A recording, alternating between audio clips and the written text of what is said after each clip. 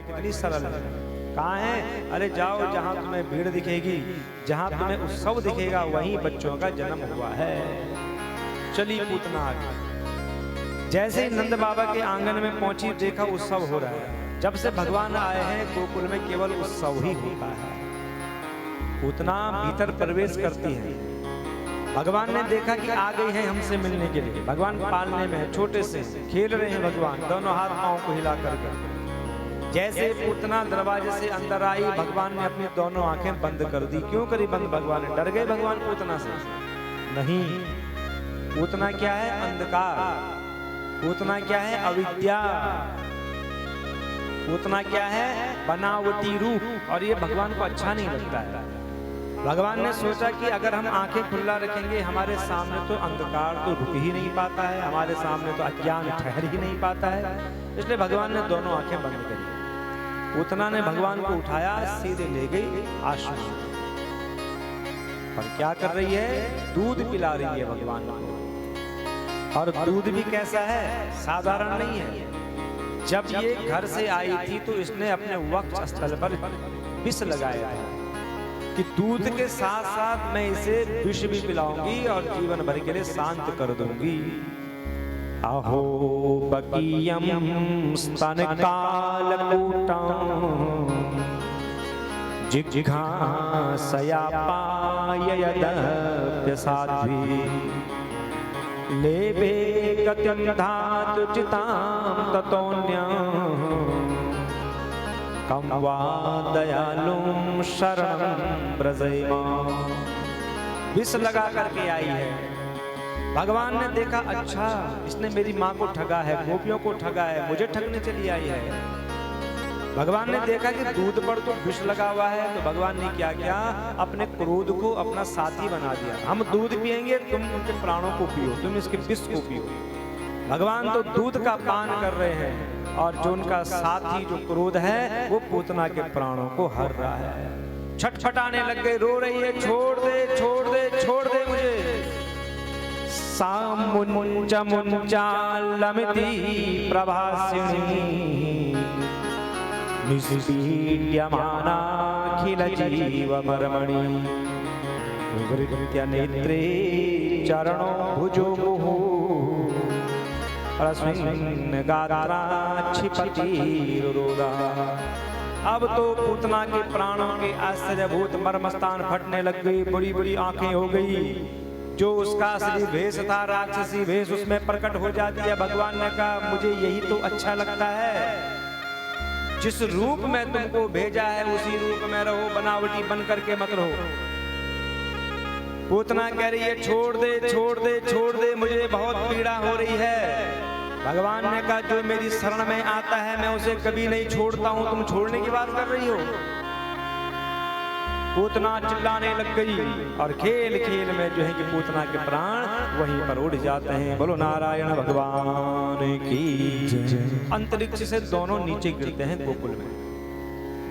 44 कोस के पेड़ भी टूट गए थे, इतना विशाल शरीर था इस पूतना का। जैसे ही पूतना नीचे गिरी गौशाला में, लोगों ने देखा, बाप रे कितना बड़ा शरीर है। भगवान छाती में खेल रहे हैं। दौड़े दौड़े गए सबके सब यशोदा जी के पास, सारा वृत्तांत बताया। यशोदा जी रोती रोती आ रही हैं। इतने विशाल शरीर से नीचे कैसे निकाले? बड़ी मुश्किल से भगवान को नीचे निकाला। माँ यशोदा ने भगवान को गोद में लिया, घर में ले गई और रखवाली कर रही है। किसकी रखवाली कर रही है? जो सबकी रक्षा करते हैं। और माँ का सरल स्वभाव तो देखो, आज भगवान की रक्षा कर रही है। गाय की पूंछ घुमा रही है बच्चे के ऊपर से। इंद्रियाणि ऋषिकेश प्राणान् नारायणो वतु स्वेपदीप पतिश्चित्तम् मनो योगेश्वरो वतु। क्या सरल भाव है माँ का। ऋषिकेश, भगवान तेरे इंद्रियों की रक्षा करें, नारायण तेरे प्राणों की रक्षा करें, श्वेत द्वीप के अधिपति तेरे चित्त की रक्षा करें, और योगेश्वर भगवान तेरे मन की रक्षा करें। माँ ने रखवाली मंत्र पढ़ा, दूध पिलाया और भगवान को पालने में सुला दिया। अब उसी समय नंद जी आए। नंद जी ने कहा, ये भीड़ कैसी लगी है? बाप रे, इतना विशाल शरीर किसका है? ये सारा वृत्तांत बताया। कहा बच्चे कैसे? कहा बच्चा ठीक है, आप चिंता न करें। अब गोकुलवासियों ने कहा कि नंद जी ये शरीर क्या करें, बहुत दिन तक रहेगा तो दुर्गंध आ जाएगी, बीमारी फैल जाएगी। तो नंद जी ने कहा कि दाह संस्कार करें। बहुत विशाल शरीर था, छोटे छोटे टुकड़े किए, जितने टुकड़े उतनी जो कि चिताएं बनाई। अब जैसे ही दाह संस्कार होता है, जैसे ही अग्नि दी जाती है, तो पूतना के शरीर से चारों ओर चंदन की सुगंध फैल जाती है। महाराज परीक्षित ने पूछा कि भगवान क्या विचित्र बात है ये, जो पूतना भगवान को मारने के लिए आई, जो राक्षसी थी, जो दुष्ट थी, उसके शरीर से चंदन की सुगंध कैसे आ गई, ये मैं जानना चाहता हूँ। तो श्री सुखदेव जी कहते हैं, राजन सुनो, जिस पर भगवान का स्पर्श होता है ना, उससे सुगंध ही आती है। हे राजन, पूतना भगवान को मारने के ध्येय से घर से निकली थी। उसका एक ही ध्येय था कि मैंने इसको मारना है, इसको विष पिलाना है। पूतना के भीतर अवगुण है, और प्रभु को देखो, भगवान पूतना के भीतर के अवगुण को नहीं देख रहे हैं। भगवान क्या देख रहे हैं? ध्येय देख रहे हैं, लक्ष्य देख रहे हैं कि ये ध्येय बना करके आई कि मैंने इसको मारना है आज। भगवान अवगुण नहीं देखते हैं, भगवान ध्येय देखते हैं, इसमें कितना बड़ा ध्येय है। और ऐसा स्वभाव तो केवल भगवान का ही होता है। और हम जीवों का स्वभाव क्या होता है? हम हर किसी में अवगुण देखते हैं। जन अवगुण प्रभु मान न काहू, जन अवगुण प्रभु मान न काहू, जन अवगुण प्रभु मान न काहू, जन अवगुण प्रभु मान न काहू, दीन बंधु अति मृदुल स्वभाव, दीन बंधु अति मृदुल स्वभाव, जन अवगुण प्रभु मान न काहू, जन अवगुण प्रभु मान न काहू, जन अवगुण प्रभु मान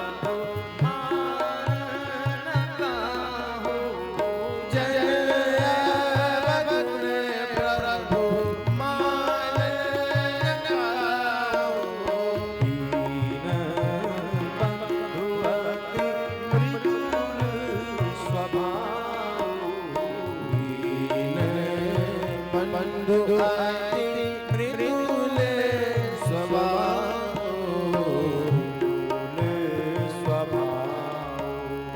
मृदुल स्वभाव।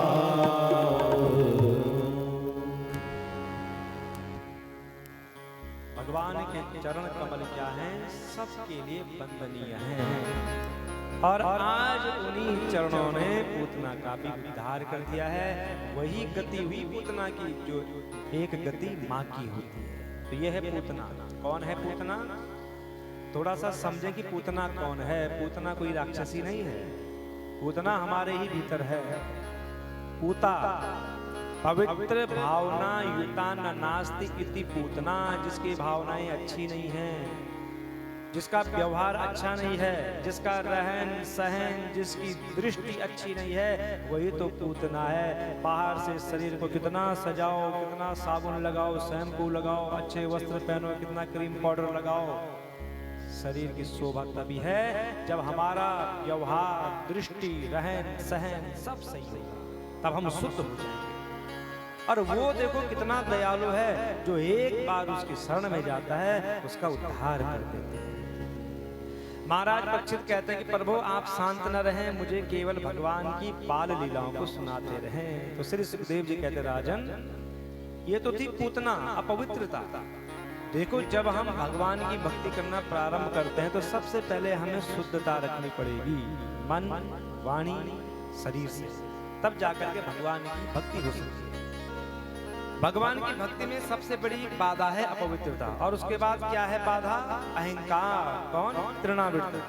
जो बवंडर के रूप में आया, भगवान को अंतरिक्ष में ले गया और भगवान ने इसका भी उद्धार कर डाला।